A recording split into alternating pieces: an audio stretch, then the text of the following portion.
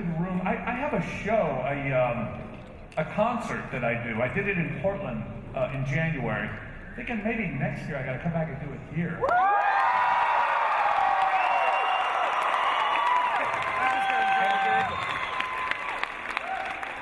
No, but I think this would be a good room to do it in. I think it's great. I love the people here. They'll pretend they like me no matter what, which is what I would ask of you. Thank you. Is that me up there? Yeah. Oh, it is. Hey, how you doing? Hi. There's a delay. Look at that. So weird, isn't it? Okay. Perhaps I better. You filming? Yeah. Yeah? You gonna post it somewhere? Or are you just keeping it for your very own? Hi. Do you want to get a close-up?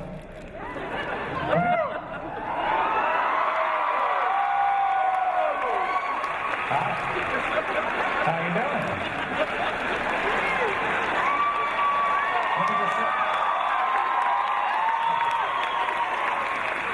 Let me just say one thing to you.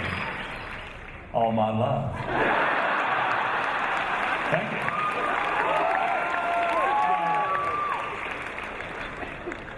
Does anybody want to get a photo while I'm up here? Take a photo of me. Do a photo op right now. All right.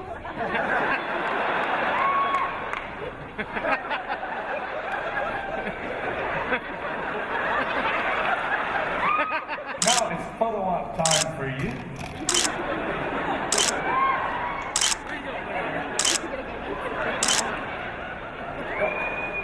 Don't want to waste your battery? Is that no? Hey, how are you? You? Yes. Okay, you're going to be tackled by security in just a second. So steel yourself. You what? You enjoy that? Okay, you good? Okay. All right. So let's. Maybe I should take a few questions here. Let's see. Shall I start over here with Indiana Jones, or move back over here to Karen Gillan? Right? Yeah, Karen. Gotta go with Karen. Sorry, Indiana. Yes, ma'am.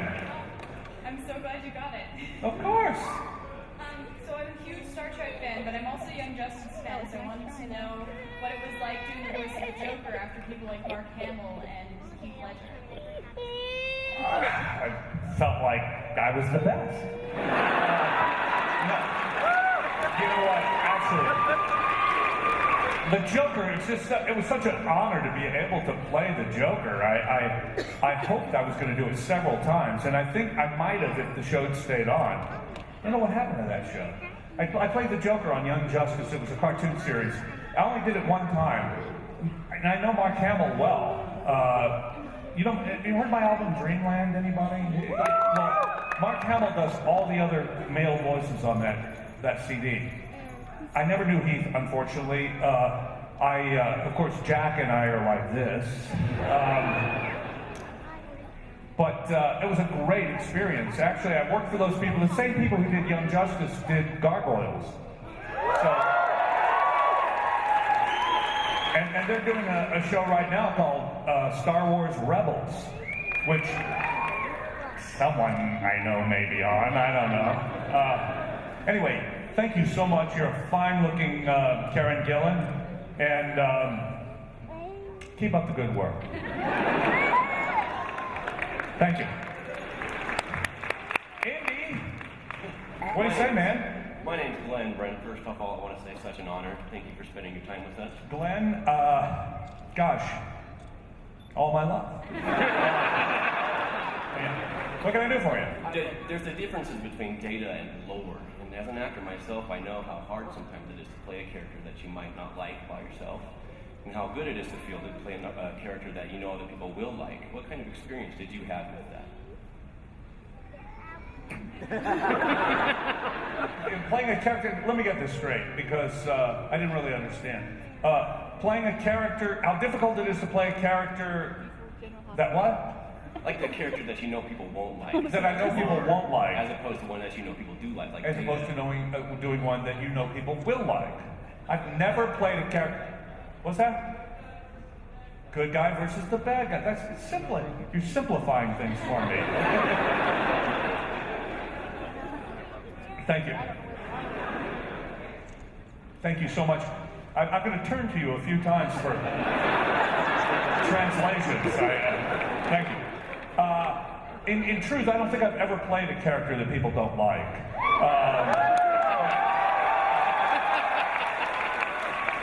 Be it good guy or bad guy.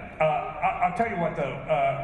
I know what you're saying, though. Truly, as an actor, there are characters that are detestable that you can play. I've played detestable characters, but they've been in comedies mostly. I've hardly ever played anyone who's really, really awful. Sometimes, as in the case of lore, I think their awfulness can be fun, and it was in that case. But if you're playing someone really, really horrible, I don't know. I think the object is to try to find some reason why they're horrible. Some psychology, something that gives you some sympathy or empathy for the person you're playing, so you're not just playing pure evil. And then when you're playing somebody beloved, you try to find something awful about them. No, I don't know. You don't have to do that. Anyway, good luck to you, man. Thank you. All right. Yes, ma'am. You would be... Libby, of course. Yeah, I tried to kill you yesterday when you said never leave me. You tried to kill me?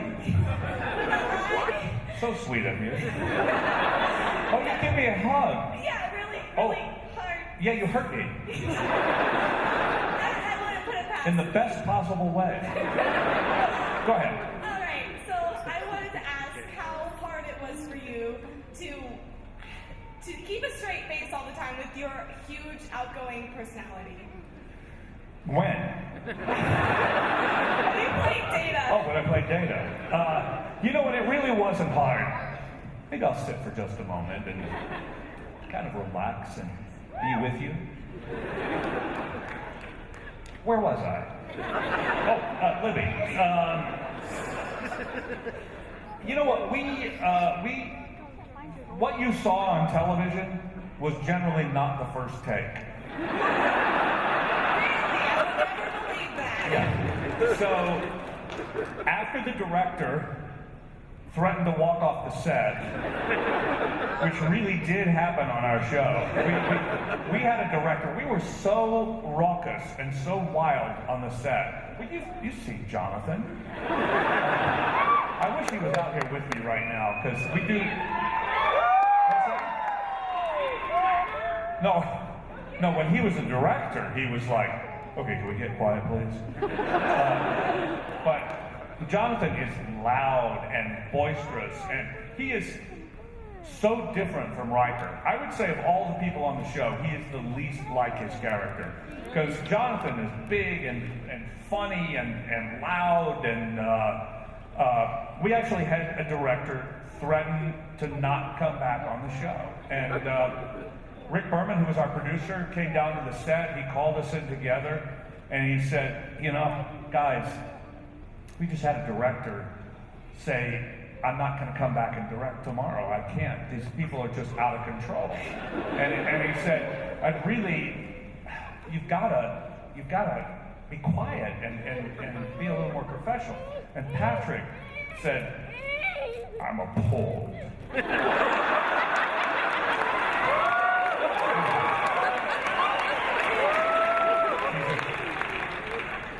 We are here to work.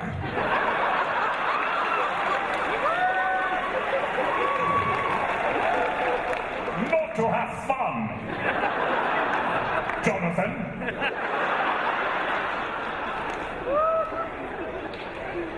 And Denise, this was early on, Denise was still on the show, and Denise said, Patrick, you know, if we don't have fun, you know, the show won't be as funny. Where does it say we're supposed to have fun? He really did. So we all felt terrible, and Rick went off and we all said, you know, okay, we'll behave. This was the episode, by the way, where Denise met her untimely end in a pool of Metamucil or whatever it was. And then we had the scene of the beautiful funeral scene where she was, you know, Patrick's on the hill, and he was standing on this hill, and all of a sudden he starts spinning around going, "The hill!"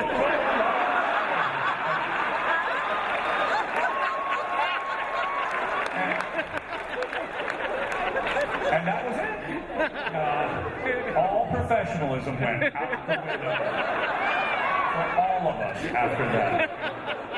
There you have it, Libby, if I may call you that. Yes, you may. Yes. And I do love you. I'm not going to say with all my heart. I do love you. Because I don't want to lie, because there are other actors I have a love to. Okay, well, if you must. All right. Thank you, Libby. Or whatever your name really is. Oh, it is your name. Okay.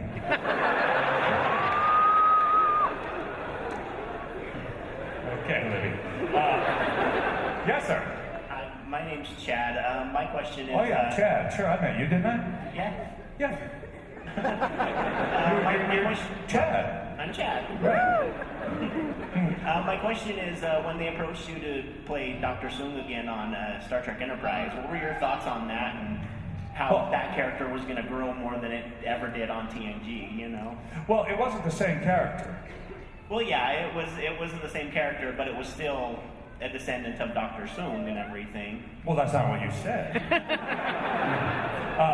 Yes, no, it was an ancestor of the Soongs that we got to know on Star Trek. There was Dr. Soong, Noonien Soong, Data Soong. Did you know that Soong was Data's last name? Data Soong, before Soong. There was Lor Soong and Mrs. Soong. You remember Mrs. Soong? Fiona Flanagan, Finola Flanagan. She was great. She's a great actress, Finola. I love her. And so then Rick called me when they were doing Enterprise, and he said, hey, would you do the series, would you do our show? We have 3 episodes, and the character is Eric Soong, who later, of course, he was the father of the father of the father of the father of Noonien Soong. And I said, how much?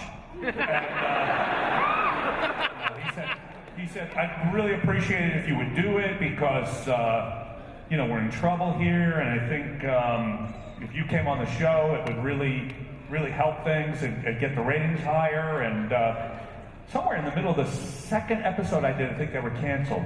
But it had nothing to do with me. But no, I enjoyed that. They were actually 3 really good episodes. That whole thing of the augments I thought was really cool, and LeVar directed one of them, which was always fun. And you remember LeVar, right? You know, he was going to be here, but he's directing something right now. So I'd just like to say, butterfly. I don't know that song. I really don't. Yes, I know. I've heard him do it, but I've never really listened. Anyway, does that answer your question, Chad? Yeah, thank you. May I call you Chad? Yes. Thank you, Chad. Thank you. All right. Libby? Yeah. All right. Hey.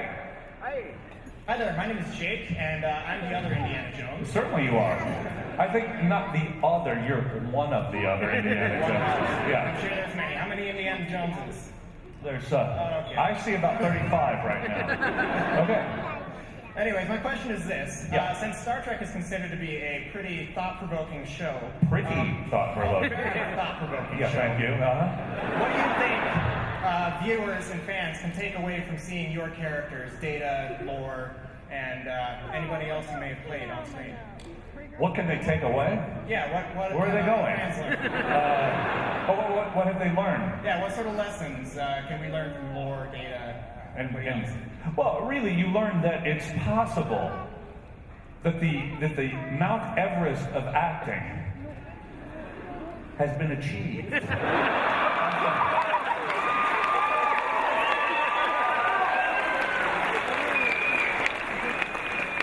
That's what you walk away with as you attempt to climb that mountain. But you'll never get there. Because only one man has planted his flag at the top of that mountain. Patrick Stewart! And that is me, yes. You're absolutely right. Have you learned something? Of course I have. Take it with you. Take it back to your people. And teach them. Thank you. Thank you, Indy.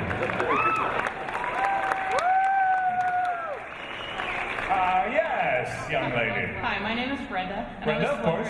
I know. I was wondering what the funniest blooper or something that went wrong during filming was for you. You know, the only thing I can think of, because I didn't really watch the bloopers. I'm told they're funny. And this was not among the bloopers, but we did an episode where Dr. Crusher, that's her name, right? And, you know, it never occurred to me it was Bones and Crusher. That just so amazing. Gates brought that up last night, and I had never thought of that. Bones and Crusher. And Pulaski. I know. Anyway,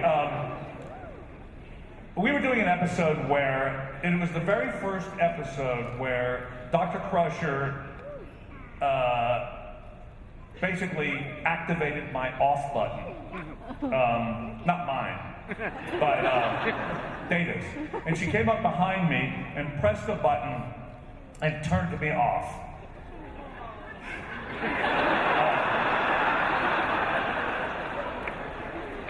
Yeah, there's an on button too, right? But the direction the director gave me was, look, there's a table in front of me. It was not this high, but it was something like this, but it was a little lower, and I was to just then fall forward onto the table like that. And so we did it. First time we did it, she came up, she pressed my back in the button, and I fell forward, and somehow my chin hit the edge of the table, right here. And as most of you know, but probably have, this is the single most common injury that a human being can have. A lot of people have scars on their chin right here because it's done so often. Well, that was the first time for me, somewhere in my 40s. And anyway, I hit, but your adrenaline's going when you're working, and so I didn't really feel it. And I kind of stood up a little bit, and all of a sudden drops started to hit the table, and I went, oh, I think something's wrong. Who was that? Nice. Can you do that again? No. Okay, so I realized my chin is bleeding, and everybody looked at it. They said, look, we got to take you over to the infirmary real quick. So I went over to the infirmary, and they looked at it, and they said, hey, you got to go to the hospital and get it stitched up, because it's cut badly. So they rushed me over to the hospital, and I walked into the emergency room as Data.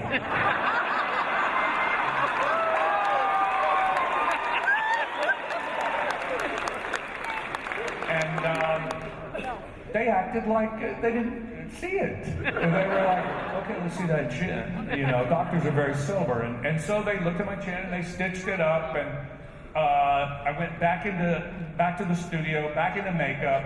Michael Westmore, who's a genius, he put a piece of rubber underneath my chin and then made up under it. You couldn't see it. I got back onto the set. Everybody's still waiting. Got on the set. The director said, okay, can you do it again? Literally. And I did it again. And that time I did not hit my chin. I was very careful not to do that. But that's the only thing I can remember really going wrong in a big way. Okay, thank you. Thank you.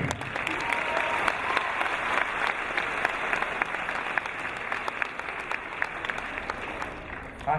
Hi. We've met before, haven't we? A couple of times. Yeah. What's your name? Marcy. Marcy. How could I ever forget? That night in Shangri-La. You've changed, Marcy. I mean, your clothes. You look the same, of course. What can I do for you? That's why I said that before, didn't I? Go ahead. So, my favorite episode with you on Star Trek was when you made your own daughter. Yes. Yeah, and I was wondering how you felt about the development of Data with Starfleet and you kind of being a rebel of Starfleet when they tried to take away your technology and stuff.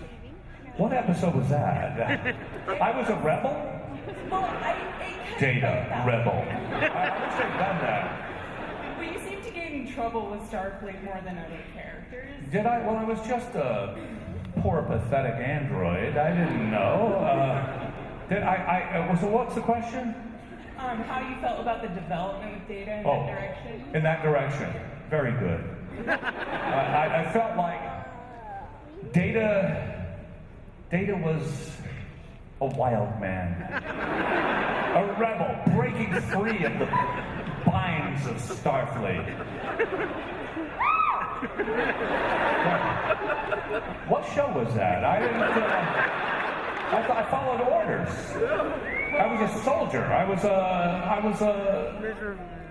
Your an android. programming would get changed or... My program. Oh, I did go off. Yeah, off a few times. I remember. What?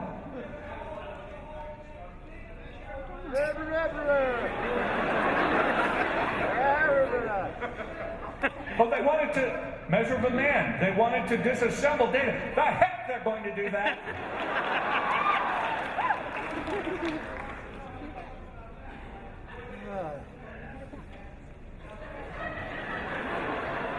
Is that what you were asking?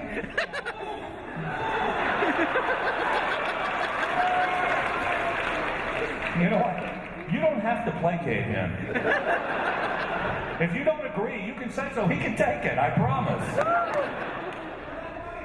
Oh, well, if you're right, you're right. Is he right? Yeah. Okay, so you're right. So what was your question? How did I feel about that?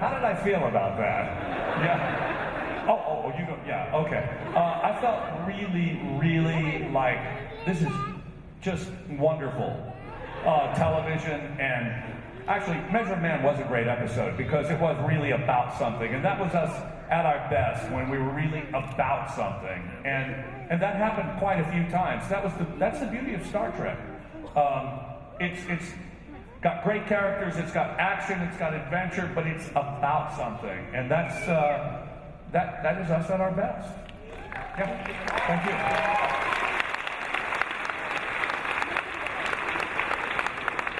Hey, How's it going, Brent? cool, man. How you doing? Great. What's your name? Jeremy. We met before, right? Yeah, we fist bumped it. Yeah, it was in Shangri-La, right? Yeah, we fist bumped. Yeah, Jeremy, of course. Yeah. Yeah. So, you offered Sheldon Cooper a signed Mr. Data doll that was in the trunk of your car. I was wondering, do you still have any of those?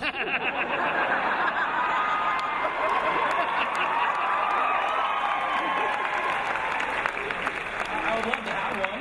Well, I understand that, and I appreciate that. You got a birthday coming up? Oh, in December. So, yeah, it's coming up, just not very soon. Well, too bad, because I'm giving them all away before December. Just my luck. Yeah, that's the way it goes, isn't it? Jeremy, I so wish I could save one for you, but Well, I can't. I mean, Sorry. how about this? Yeah. I'm starting a new job on Monday. Does What? that count as a good occasion? I don't know. What are you going to be doing? I'm going to be writing reports with databases.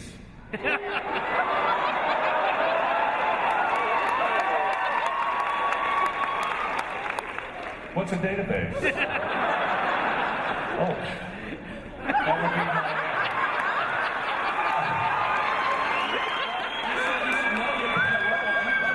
yeah, that's true. Jeremy, you know, can I just give you another fist bump?